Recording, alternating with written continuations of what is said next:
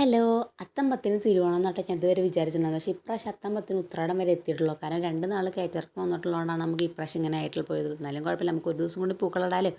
അപ്പോൾ മുക്കുറ്റിയൊക്കെ പൊട്ടിച്ചിട്ടുണ്ട്. അപ്പോൾ എല്ലാവർക്കും എൻ്റെ അച്ഛൻ്റെ വക ഉത്രാടത്തിന് ആശംസകൾ കേട്ടോ. അതാണ് ഞങ്ങൾ പറയണത്.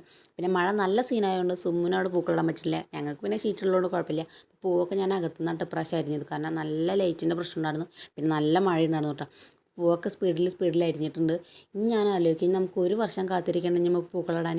ഞാൻ എന്ത് ചെയ്യുമ്പോഴും അച്ഛനും അമ്മേൻ്റെ ചുറ്റുപാടുണ്ടാവും കേട്ടോ. കാരണം എന്തെങ്കിലുമൊക്കെ പറഞ്ഞിട്ട് അവരിൻ്റെ അടുത്ത് തന്നെ ഉണ്ടാവും. അപ്പോൾ അമ്മ പിന്നെ ക്യാമറ കണ്ട് ഓടണോണ്ട് അമ്മ ക്യാമറ ഓണാക്കിയപ്പോൾ തന്നെ ഓടിട്ടോ.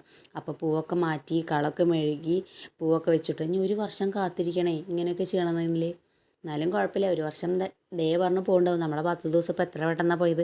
പിന്നെ പൂവൊക്കെ വെച്ച് ഇന്ന് എനിക്ക് എത്ര ഇട്ടിട്ടും പൂക്കൾ അങ്ങോട്ട് ശരിയാവാത്ത പോലെ ഉണ്ട്. കാരണം എന്താണെന്ന് പറയുന്നത്, നാളെയും കൂടെ അല്ലേ ഇടാനുള്ളൂ എന്ന് ആലോചിച്ചിട്ടുള്ളൊരു ഇതായിരുന്നു. എന്നാലും കുഴപ്പമില്ല. അപ്പോൾ ലാസ്റ്റത്തെ പണികളായിരുന്നു ഒറ്റക്കുറ്റ പണികളാണ്. കാരണം ഇട്ട് കഴിഞ്ഞാൽ എന്തായാലും ചുറ്റാറും വൃത്തിയാകില്ല, നമുക്ക് ആ പൂക്കളത്തിന് ഭംഗിയല്ല. അപ്പോൾ ഇതാണ് കേട്ടോ പൂക്കളം. അപ്പോൾ എല്ലാവർക്കും അഡ്വാൻസ്ഡ് ഹാപ്പി ഓണം. ബൈ.